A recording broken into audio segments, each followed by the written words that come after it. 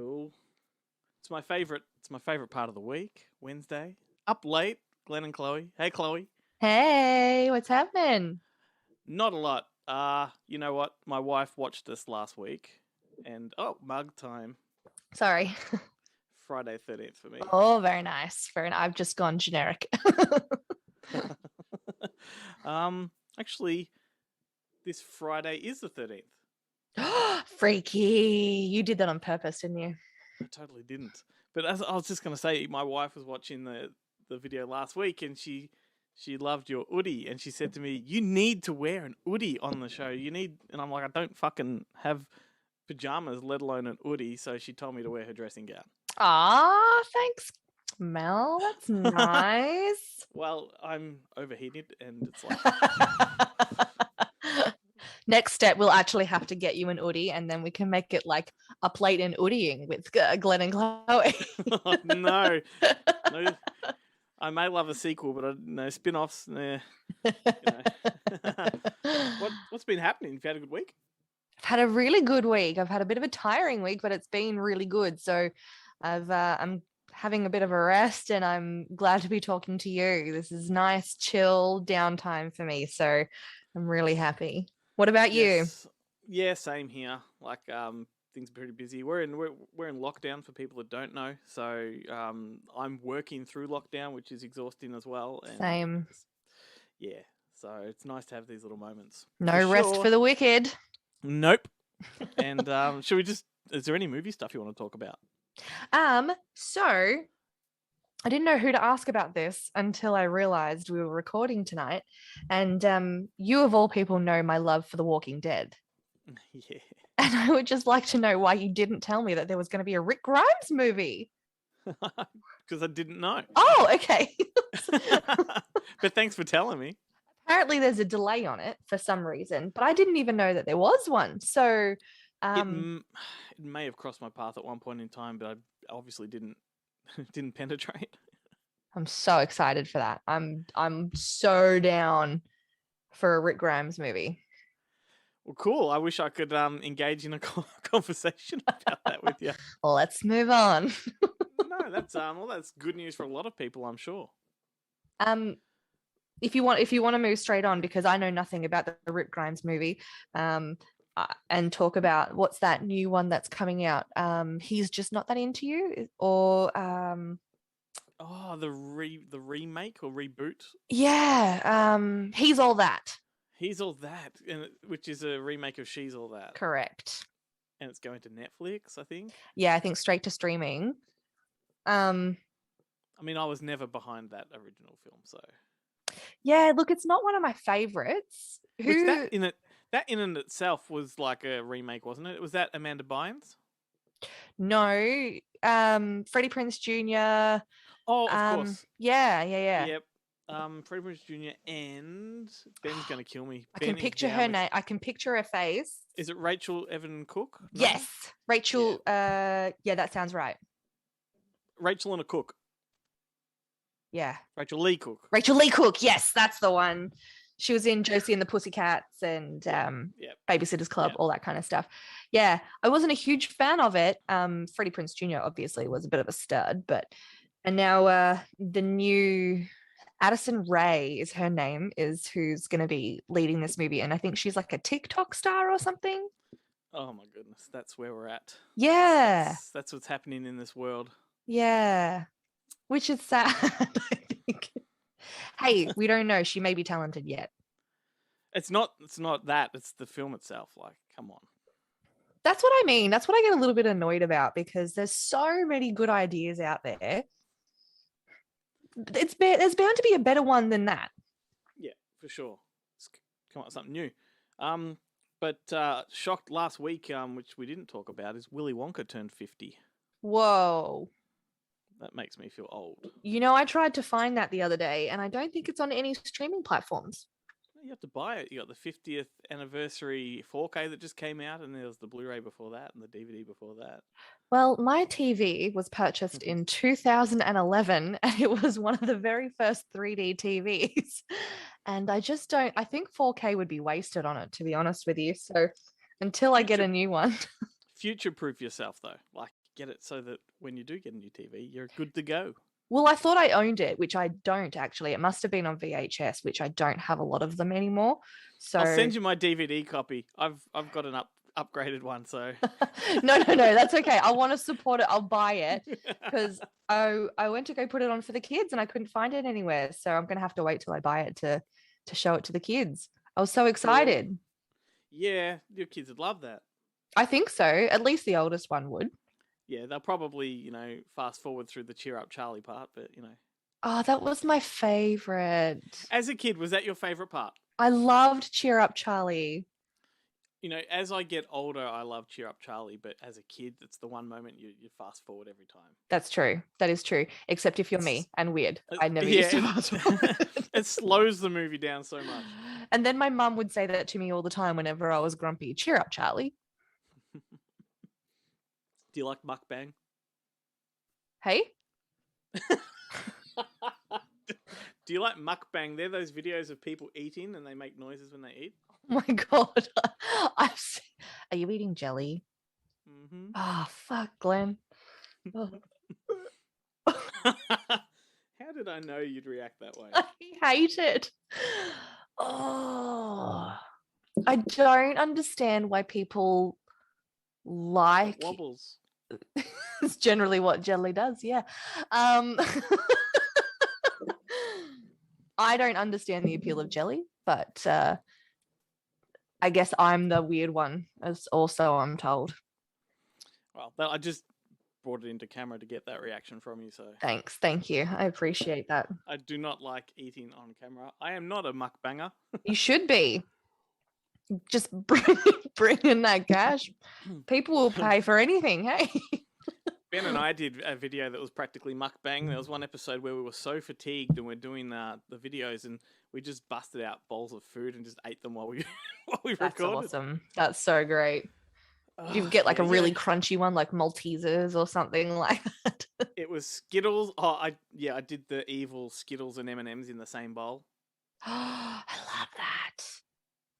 Thank you. Put Skittles, M&Ms, Maltesers, Jaffas, and then mix it in with popcorn. When you go to the movies, that's what you eat. And it's just a diabetic nightmare. It's fantastic. I was with you up until the popcorn. Oh, really? See, I don't like popcorn the way you don't like jelly.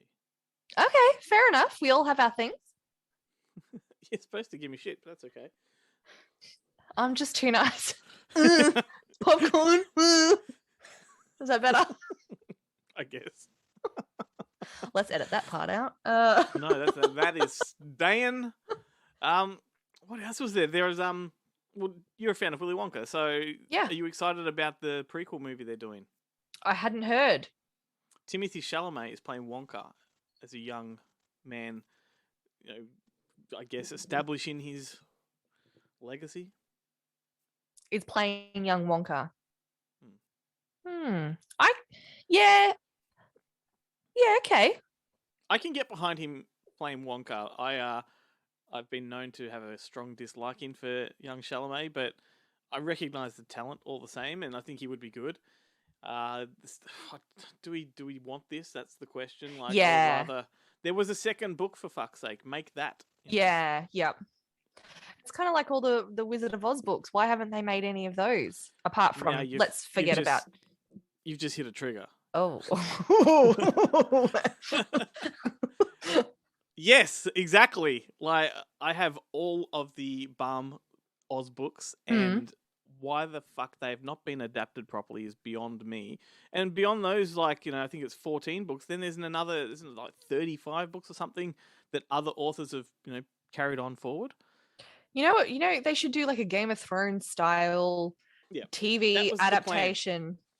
That was the plan, and it was the same with the Neverending Story, I believe. Who was it? Leonardo DiCaprio purchased the rights with intentions of doing like an HBO series or something like that. Because if you've ever read the Neverending Story, the film itself is only like less than the first quarter of the book, so there's so much more to tell. And just why not adapt these things? Like, you've got your Middle Earth and your Narnias like doing gangbusters, your Harry Potters. These stories are just like, ready to be told. And Wizard of Oz, it's really dark. If you've read the books, it's different to the classic film. Yeah, which I haven't. So I'm going to get on that. Yeah, for example, quick example, the Tin Woodsman, which is he's called in the books as the Tin Woodsman. He was a real human that had what was it, a hex or a charm was put on an axe by the wicked witch, and the axe hacked off all of his limbs and replaced them with tin, and that's how he became the Tin Man. That is Like dark. and it's a lot darker than that too. Like a lot of things throughout the story are the way they are because of curses and enchantments and things like that. But yeah, these books need to be told properly. For sure. Where does Wicked sit there? Does Wicked take anything from the books, or is Wicked its own adaptation? Wicked is practically its own adaptation with a few things taken from some of the prequel books. Like Sure. Baum, I think, wrote 2 prequels, if I'm not mistaken, and takes a little bit, but not a lot. Look, I don't get a whole lot of time to read, but I'm like super bummed that I've never read any of these ones. So that's I'm gonna have to try and find the time. Yeah, there were. I like when I do read, I read children's literature, like classic children's literature. It's my favorite kind. So anything like that is just up my alley. The City of Ember stories, all that kind of stuff. Twilight, yeah, I get it. Yep. I prefer authors that know how to write is where I start. Sorry, I had to try and to break it up there.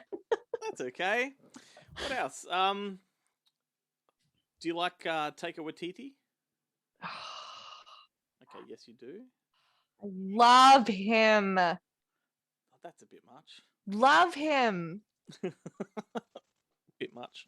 No, it's not. I love him. This is not Magic Mike or Full Monty, but I'm taking this off. Sorry. Yeah. Don't chicka don't don't chicka chicka don't.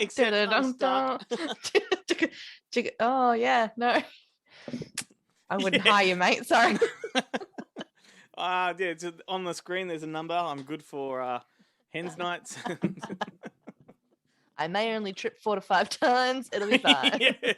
I do that whole move where I'm stuck in the sleeve. It's all part of the act, babe. All part of the act. Exactly right. Shit. Well, Taika Waititi is apparently adapting Flash Gordon into a new film. Yes, that would be so good. Why are you reacting that way? He's like Midas. Everything he touches turns to gold. Not everything. Necessarily. Okay, example. And I'm gonna shush. I'd never watched the Thors before, except for the first one eons ago. So then hubby and I decided to sit down and watch them again. So we watched the second one, which was a piece of hot garbage. Totally shit. And then we watched the third one and I was like, yes, and it was so much better. And literally I'm gonna chalk it up to him. Yes, I agree completely. And there is my argument, is that he is so good at what he does, he needs to keep making these original films. He doesn't need to attach himself to established franchises, because now he's doing Star Wars, and now he's doing all these other things like Flash Gordon. Like, I want another Boy. I want another Hunt for the Wilder People. I want another Jojo Rabbit. I want original content from him. I don't want him latching onto other people's stuff. I agree with you. I agree. But the thing, right, is he puts his name onto Marvel movies. He puts his name onto Star Wars. He can do whatever the F he wants after that. He gets to have free reign. He already could. That's why they put his name on them. Sure, but now he can do even more. Well, I mean, yeah. He's a smart guy. He has a plan. Look, it's today's world that we live in. Like, you can't avoid those things. But I think, he's got a name that just is synonymous with a quirky kind of aesthetic that derives from New Zealand. Like, he brings that humor across to whatever else he does. Stay that way. Like, keep doing it. He was making movies long before Marvel got involved. Yeah, of course. Yeah, absolutely. Anyway, that's just my 2 cents. Most people will be frothing at the mouth that he's doing this, and clearly you are. I'll watch it, hands down. Yeah. I'll watch anything that he does. It doesn't matter. I'll watch it. You weren't frothing at the mouth when I derobed. Hey, make a movie like Jojo Rabbit and maybe we'll see. Did you watch the new trailer for Clint Eastwood's new film? No, I haven't. check it out. Do you like Clint Eastwood? I do like Clint Eastwood. Yeah, he Yeah. has a new one called Cry Macho, which, he's 91 years old, I think, and he's still pumping these out. He kind of returns to cowboy mode a little bit in this one, but it looks so good. The last Clint Eastwood movie I saw in the movies would have been Gran Torino. Yeah, that was good too. I don't remember much of it. I think I went with my boyfriend at the time and I was much more, paying attention to that. He didn't care. He was watching Clint Eastwood, but I think that was the last time I saw a Clint Eastwood movie or actually sat down and watched one. He's directed a few since then that I've probably seen, but yeah. No, he's a bit of an anomaly, that guy. He's pretty, I reckon. Well, this new one, whether it's his last or not, who knows? I'm sure he's still got more in him. He's fit. He's like Betty White. He'll be around forever. Yeah. Or let's just knock on wood there. We've been doing the tomorrow we get the news. Clint Eastwood dies. The Betty White Death Watch on Good Movie Monday is still active, and she'll live forever. Exactly. Speaking of, what is a celebrity passing that has hit you the hardest? Oh my goodness, that's a big one. Someone like Wes Craven was a huge one because he was still relatively young and iconic. And the horror ones that year when Wes Craven went, within, I guess, 12 to 18 months, we lost massive titans of the genre. So you had your George Romero and your Toby Hooper and Wes Craven, all just Texas Chainsaw Massacre and Nightmare on Elm Street and Night of the Living Dead, all in the same span of time. So that was a big one. And I think all of us in sort of that kind of film circle took that one hard. Yeah, of course. Yeah. What about you? Want to guess? There's two that have hit me the hardest. I can't even begin. Remember that I'm a mainstream queen. Yeah, I know, but look, I've got a memory of a fucking goldfish, and the number one, I'll tell you, the number one that hit me the hardest was Robin Williams, because I grew up with all of his movies, and he was just, you could tell what his personality was like through his characters that he portrayed in the movies as well. I could go on about him for days, but that one hit me the hardest. And Patrick Swayze. Oh yeah, for sure. Yeah, Robin Williams hit everybody in the feels. No one likes to think that the funny guy was the sad guy. Yep. But it so often is the case. No, they're good ones. Same with Philip Seymour Hoffman. That was that one was pretty hard too. You see these people on your TVs and your screens and you feel like you know them. So when you hear about something like that, you take it really personally. I especially do, for some reason, because I have a really big, deep connection with actors. It's what I wanted to do. So it's what I kind of pay attention to the most. Yeah. So when, someone who's contributed to film so much, so like Philip Seymour Hoffman and Robin Williams and Patrick Swayze and what have you, Roadhouse. It really, sorry, that's my tick. Oh, yeah. Roadhouse for sure. It gets me in the feels, and I get really worked up about it. Well, so you should. I mean, quite often you see actors in environments like the Hollywood Round Table or the Actors Studio, and they talk about, finding that connection with the viewer and all that, and people think that's a really wanky thing to say, but that's case in point that, when someone as big as Robin Williams passes, it's the connection he forged with people is real. Yeah, absolutely. Well, I was going to say, well, that's a good one, but it's not good. It's sad. Yeah. What a downer, Chloe. Jesus Christ. Yeah, we can't end on that. Sorry, guys. Still got 10 minutes to go. Who else has died? Oh, man, what a downer. I don't know why I got onto that topic. Do you like Nicholas Hoult? Yes. He's apparently signed on for a new film called Redfeld. Redfeld? I think it's Redfeld. It's the character from Dracula. Oh, cool. Renfeld, I should say. Yeah. He's another one that can just do anything. Yeah. He can literally do anything. Yeah. I love it. Well, I'm excited about this one. Renfeld's a great character. Particularly if you've seen the Francis Ford Coppola version of Dracula with Winona Ryder and Keanu Reeves and Gary Oldman. Almost too many times. This horror. Anyway, It wasn't by choice, bud. It wasn't by choice. The Renfield character was played by Tom Waits, the guy in the prison that eats all the bugs. Yep. Yeah, so that character had a history, before Dracula, which is kind of explored a little bit in the literature, but it'd be good to see that. Right. Very interesting. Yeah, not that interesting. Looking at the glazed look on your face as I say that. It's not glaze. It's not glaze.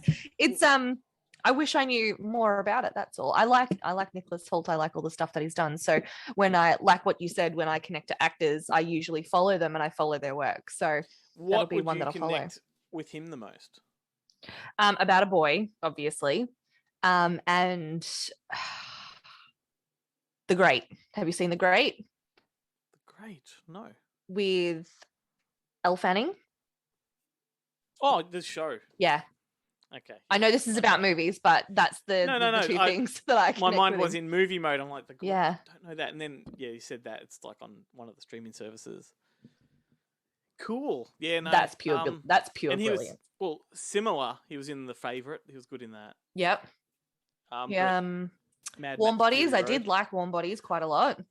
Warm Bodies is fantastic. I didn't expect to like that as much as I did. But yeah, it's a John Hughes movie with zombies. It's great. I love zombies. Exactly. I do. You got to lean into what you're afraid of the most. Yep. Would you be excited for Expendables 4?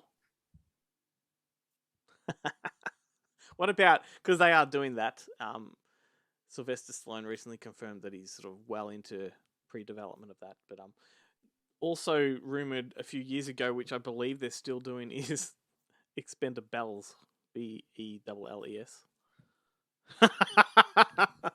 So you remember how I said that people don't have any original ideas anymore? And it was going to be, at one point, directed by Robert Lukatek, the Melbourne director that made Legally Blonde, so you can kind of already tell what direction he was going in with it. It would have been like a Paul Fig Ghostbusters thing. See, this is what I hate, right? You've got the Expendables, they're badass dudes, Sly, Arnie, whoever else. Everyone. Shooting shit up, whatever. And then you got Expendables. Like, fucking, like, we can do shit too, all right? We don't need to,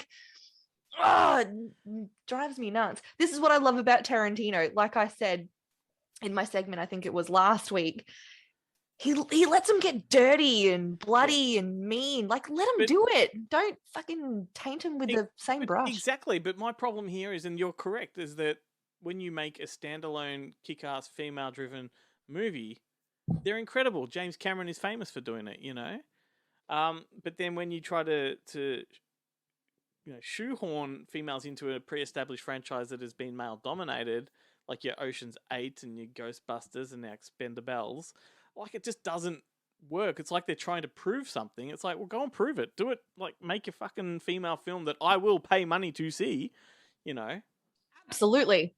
Absolutely. And when you go criticizing these ones, oh, you're a fucking sexist or whatever, it's like, no, because I want them to have their own movie. That's the opposite of being a fucking sexist. Anyway, Trigger. I'm not a sexist, but I agree with you. I agree with you. We can do so much more. Why do we need to tag onto a men's franchise to prove that we can do the same thing that they do? We can. Just make your own movie about it. It doesn't need to lead on from them, because then we're just following them again. Like, fuck. Yeah, exactly. Yeah. You're not a sexist. You're just a realist. You actually get it. Okay. Can I use that on like posters? You're not Absolutely. A sexist, you're a realist? Okay. Absolutely. That's what I hate about, like, I'm not going to get into it because we're going to go down a rabbit hole. It's going to go viral for the wrong reason, so I'm not even going to get into it. But damn it, you've dangled a carrot in front of everybody now. I'm just saying, like, you're correct. That's all I'm saying. That's all I'm gonna touch on. All right. Now, how long have we got left? Have we got a little bit of time? Yeah, about 5 minutes or so. All right, cool. Explain to me the difference between Suicide Squad and The Suicide Squad. Part 1, Part 2. Okay, so why not Suicide Squad 2? Because Suicide Squad was so poorly received that it kind of had to be rebranded in a way. But they had to rebrand it, and it's rebranded in many ways, not only by title but by just the overall tone, humor. Because James Gunn is like the equivalent of Taika Waititi. Like he brings that kind of he brings that kind of sensibility. And I love his brother too. Yeah, his brother plays the Weasel in the new one. It's really? Yeah, chef's kiss. Yes, but no, look, it's part 2 is excellent. Like James Gunn made a great film, but in a genius way, he connected it to the first. So it starts immediately from the end of the first film and just gets into the action like that. There is no backstory. There's no context. Yeah, good. It's just we're straight into it, assuming everyone saw the first film. This also gives reason for people to go back and maybe reevaluate the first film. Gives me reason to actually go and watch the first film, maybe. Well, the first film is a big sack of shit. Like, it is that bad. But it's bad because of studio interference, and David Ayer has been trying to, the original director has been trying to get a cut out that is something that represents his vision. But anyway, if that happens, then you've got a really good back-to-back sort of double feature. Cool. But the new film is great. Like, it's really good. And it's completely R-rated. It's, Ben and I were saying this on another video, that it's incredible that Mortal Kombat got the R rating and this one gets the MA. And this one is far more violent. Far more violent. I love violence. Yeah, you see heads pop. You see things go through faces. Yeah. I'm big into violence. I can do it. Yeah. Horror, nah, can't do it. Violence, I can do. But do you like gory horror? Yeah. Oh, not horror. I like gore. But do you like gory horror? Like, a horror movie with like a Saw franchise or Final Destination, that kind of stuff? No, see, because the thing with horror is, and we've talked about this before, is it's the not knowing. It's the not knowing and how they try to get you on the suspense. I can't physically handle it. So, all right. Yeah. Yeah. Go on. So no, that's about it. Like, for example, in the Suicide Squad, these moments of real, like, disgusting gore they catch you off guard. They take you by surprise. Just boom, like that. Does the anticipation that's going to happen throughout the film? No, that's different. No, it's just different. It's not in a horror verse. I think with a horror movie, it's set out to scare the shit out of you. That's the whole point of it, right? It's set out to scare you as much as you possibly can, right? So the music, the way that they film things, the things that these freaks think up, like, honestly, I don't understand it. Okay, well, back up the truck, because you're opening a can of worms that people watching this are gonna really fire up at. That's okay. They can fire up at me. They can prove me wrong. Firstly, let's just say that, like, horror doesn't have to intend to scare you. Like, there's like 5,000 different avenues that horror goes into, and that's just one. But I don't want to go into the can of worms with this one. Never mind. Keep in mind that I'm mainstream, so most of the horror that I've seen is mainstream horror, not like anything else. So. And when you talk about the freaks that write this, like, they are all like, the smartest people on the fucking planet. I didn't mean it like that. I meant just they wear polo shirts. This shit up. I don't English understand professors. where it comes from. You should see the shit going through my head at any given time. I want to see your horror movie then. I'll watch your horror movie because I know you. But there's something that I wrote in a script that I was so proud of. And then at Monster Fest one year, I think it was Monster Fest, the fucking precise thing I wrote happened in a film. No. Little quick nails that you get, those little quick nails on the end of your fingers. Mm-hmm. You pull it, and it was going to, like, unravel all the way up, like a big tear of flesh. Yeah, and, like, it was such a delicious thing to write, and then someone else did it, and I was devastated. That doesn't mean you can't do it. Well, the other thing is, like, I'm just going to give this away because it's never going to come to fruition. Got a tissue around here somewhere. Apple peeler, like, straight down. Oh. See, us creative minds, it's delicious. Yeah, and me, I just don't understand it.